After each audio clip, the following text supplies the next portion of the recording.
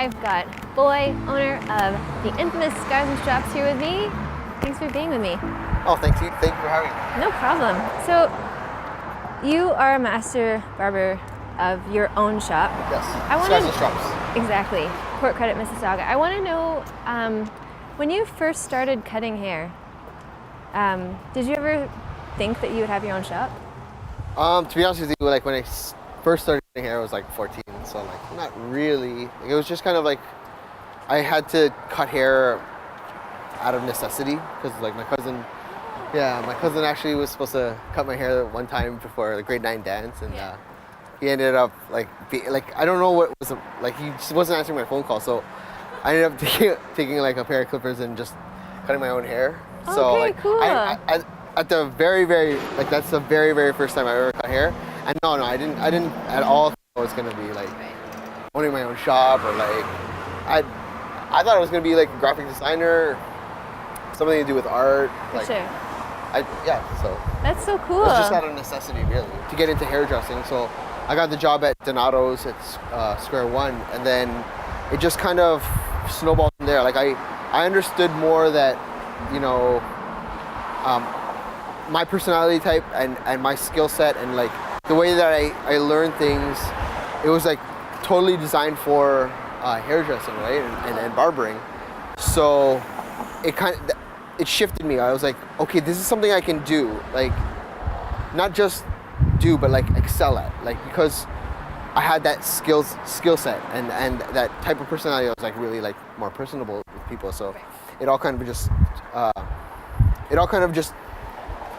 manifested. It was just like, oh, I'm great at this, right? So it's more one of those kind of things.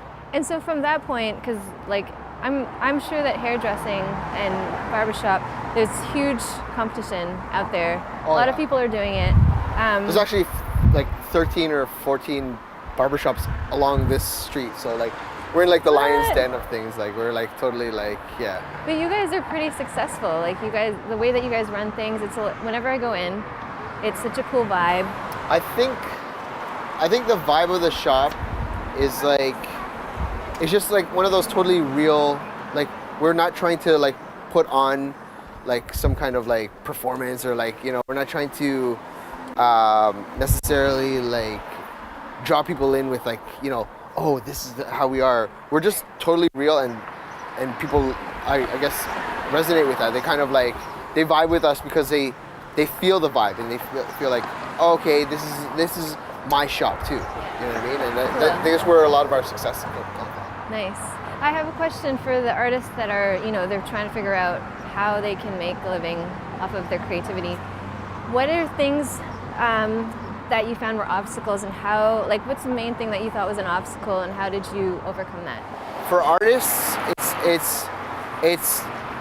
I always find that, especially artists, because creativity is something that doesn't necessarily always get paid. Yeah. You know what I mean? And it's just being able to stick through like the really, what do they call it? The thin times, you know, the times where you're struggling, you're kind of like, you know, and you don't know if it's going to work financially. Right. It's about getting support from, and accepting support, and not getting ahead of your money. Because like a lot of the time, people, like when you're opening up a shop, or you've gotten to that level where you're expanding, they take such a giant leap from where like you're still in your home, or you're doing whatever you have to do like at your house, and branching off into something. They're like, oh, I got to spend all this money and like all this, you know, like they go way too hard, way too fast, and you end up coming short with money, right? Because like it's like you got to realize that rent's got to get paid. You know, you got to pay your staff. You got to, you know, there's a lot of stuff to pay out. So like, imagine if you dropped, you know, $50,000 when you could have just done a $10,000 job. You know what I mean? That's 40 grand that you're in the hole, and you might not realize that. Oh, we might not be making that much money. You know what I mean? It's like, well, yeah, you plan for, you know, oh, we're gonna have this much sales, but plans are plans. It's the real life happens, right? It's like, okay, what if people we go through like a little hiccup in the economy, and like, oh, you're not getting that much income. Yeah, so it's almost like you're hoping for the best. You Or know, prepare for the worst. Exactly. Yeah, so like you got to have that as an entrepreneur, Yeah, for striving sure. artist. You got to figure out, you know, this is what I want to accomplish.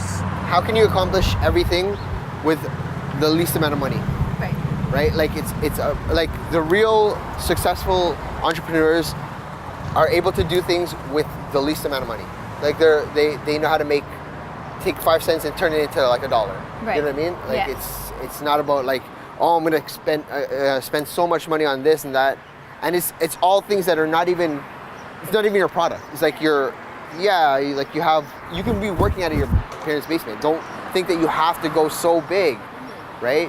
Like we're and that's one thing about the shop that it's kind of like I try and do for like our barbers is like offer them opportunity, not just try to take money, because these guys are just starting out, right? Like they're on their grind. That was my trade-off. Is like, yeah, okay, I went through this, so maybe I don't want these guys to struggle as much, right? So That's awesome. So not only do you have to be creative in your art, you got to be creative with how you run your business. Exactly. As well as giving opportunities to other people. Yes, for 100%. Because otherwise, you create this air of like, the bottom line.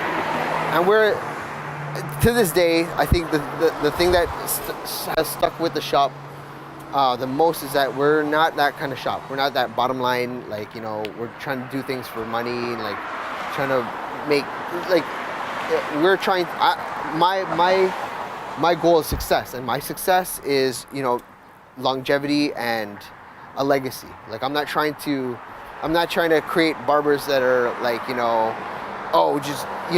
get to the point where they're making me money. No, I want to be there through the whole career, right? So it's like, how do you do that? You invest in them. You gotta Amazing. So not only are you giving them lessons about how to cut hair, you're giving them life lessons. Yeah, for sure. You gotta, and that's why the groomist thing is like, I'm not just grooming people. Yeah. Like I'm not just grooming your look. It's like I'm grooming my staff, you know what I mean? Like I'm grooming the people that are around me so that they have a better chance at it. And they you know what I mean? Like it's like, that's so cool. It's not just superficial level. Yeah, nice. Awesome. Well, we get to go inside. Welcome to the shop. This is Strops.